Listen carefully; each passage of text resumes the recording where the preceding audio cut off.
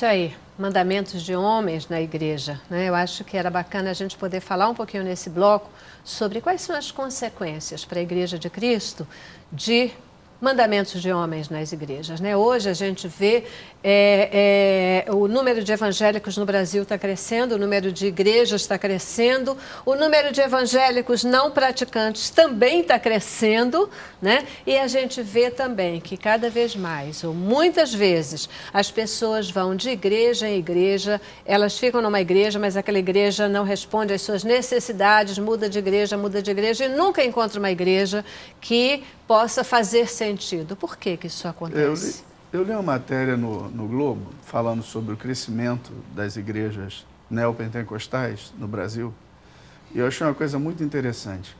Eles faziam uma crítica do culto centrado à personalidade do líder, mas depois uma estatística do IBGE muito interessante que dizia do tempo que essas pessoas convivem em média na igreja. Uhum. E não passava de um ano, em média. Uhum. Se decidiam, se decepcionavam e iam para fora da igreja.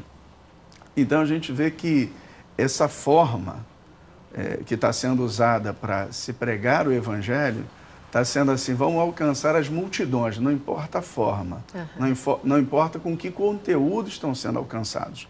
E nessa mesma reportagem falava sobre as igrejas históricas. E eles centraram falando sobre batistas, presbiterianos, metodistas. Que o tempo de vida média das pessoas que se decidiam nessas igrejas históricas passava de 15 anos. Quando a pessoa se decidia sair dessas igrejas, já estavam lá há 15 anos. Então você vê que faz muita diferença quando o evangelho é pregado centrado na pessoa de Jesus Cristo e quando ele é pregado centrado naquele dirigente ou naquele líder máximo daquela religião. Celeste, o pastor Paulo ele tem um capítulo no livro dele que fala só sobre isso, né? As consequências desses mandamentos, né? Então ele vai poder falar daqueles tópicos ali, mas eu quero destacar um ponto que para mim é uma consequência preocupante desses mandamentos, desses modismos, dessas novidades, né? No bloco anterior você perguntou como identificar. Se eu tivesse que dar um conselho para os crentes, eu diria, corram das novidades. Corram das novidades que são colocadas como sendo um novo momento de Deus, um novo mover, um novo vento, uma nova unção, porque é neste mundo de imediatismos, assim como nós criamos celebridades que aparecem e desaparecem, produtos que são um sucesso e que somem da prateleira e que são superados por outro, as doutrinas humanas também são assim. Uhum. Elas vão e vêm, vão e vêm, vão e vêm. O pastor falava das igrejas históricas, né? É possível a gente olhar a história e tentar entender se existe historicamente uma teologia séria e profunda e verdadeira, construída, pensada pelo cristianismo. Quando a igreja quis saber o que era texto sagrado e o que não era na formação do cânon do Novo Testamento, foi exatamente aquilo que se comprovou como sendo livros, textos, cartas, mensagens, ensinamentos de Jesus consolidados na história da comunidade cristã, que foi talvez um dos principais critérios para entender que aquilo era efetivamente palavra de Deus. Uhum. Então, hoje, quando as pessoas vão se decepcionando, elas perdem a esperança.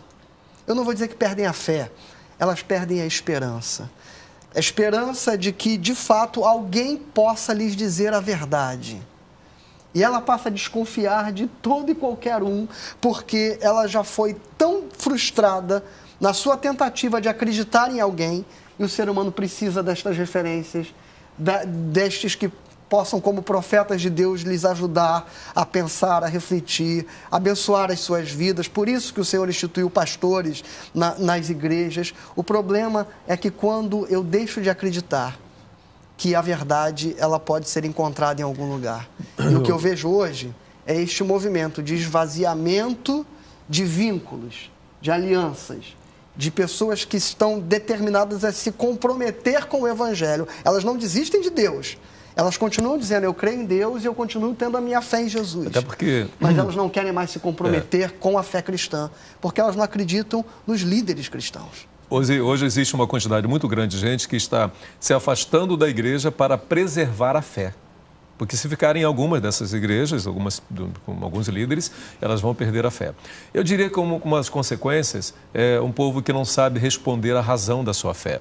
Que a fé, em uma religiosidade que vai muito por mandamentos de homens, vai segundo a cabeça desses homens. E hoje nós vemos que a razão parece que não se encontra espaço para o raciocínio lógico dentro da fé. Eu costumo dizer que a verdade não tem por que temer ser questionada. Então, consequências disso, Atos, a gente vê uma religiosidade, uma liturgia em que se trabalha muito o emocional, mas não se trabalha o examinar, o questionamento. E nós vamos crescendo um grupo de pessoas fragilizadas emocionalmente, que, como eu disse, não sabe responder à razão da sua fé, não sabem contar uma experiência com Deus. E a experiência com Deus é fator fundamental para que essa fé possa se perpetuar e ela vai se amadurecendo. Entendeu? Então, resultados disso nós temos, para aquelas pessoas que optam por uma passividade, elas ficam ali, ei, como é que está, irmão? Ah, está como Deus quer, né? Elas não batem de frente, porque se eu vou crescendo uma liderança, né, pessoas lá em cima, eu vou me baseando em mandamentos de homens, vou me afastando da essência da palavra, esses mandamentos de homens não são suficientes para me acompanhar a todo instante. Mandamentos de homens não me protegem. Não me garantam uma fé de que o anjo do Senhor se acampa ao meu redor e está me dando um companheirismo, uma proteção, um amparo. Então, algumas dessas pessoas, por uma postura passiva, porque mandamentos de homens vão criar passividade em algumas pessoas. E onde existe muita passividade, não existe criatividade, não existe inteligência, não existe confronto. Pessoas passivas, crentes passivos, não têm condições de alvoroçar o mundo, como lá em Atos se falou. São crentes criativos que têm a capacidade de confrontar, de ler a palavra, de questionar, de buscar a verdade. E outro resultado, além da passividade, são pessoas que elas vão por outro lado, por uma postura rebelde.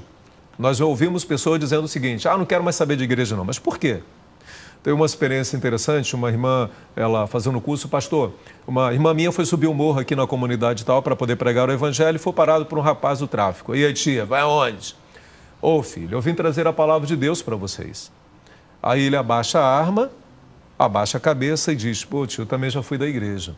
Meu filho, por que você saiu dos caminhos do Senhor? Poxa, meu pai me proibia de tudo. Meu pai uma vez chegou em casa e me pegou brincando de bola de gude. Só eu e a bola de gude. Sabe? Não era poste nada não. Meu pai me deu uma surra tão grande que eu nunca mais perdoei o meu pai.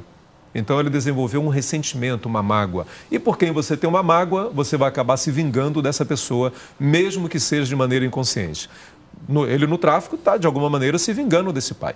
Então observe que quando existem mandamentos de homens sendo priorizados, a pessoa rompe com esses mandamentos de homens e rompem com a pessoa e às vezes rompem com o próprio conteúdo e a essência. Verdade. Então nós temos um grupo de pessoas hoje totalmente opostas.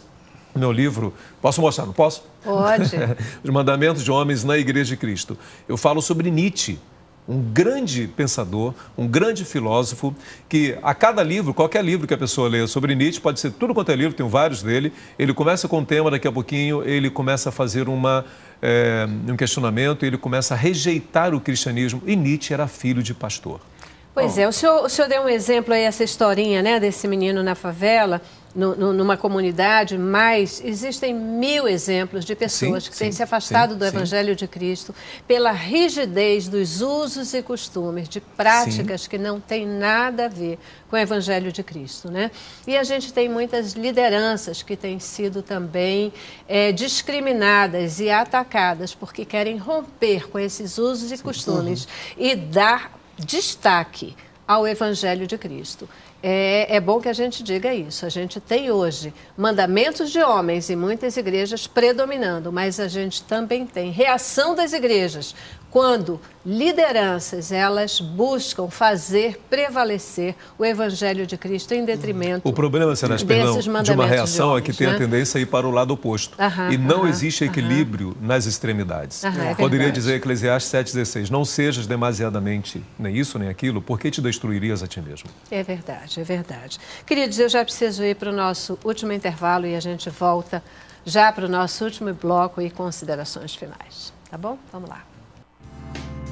Cabeça pra cima.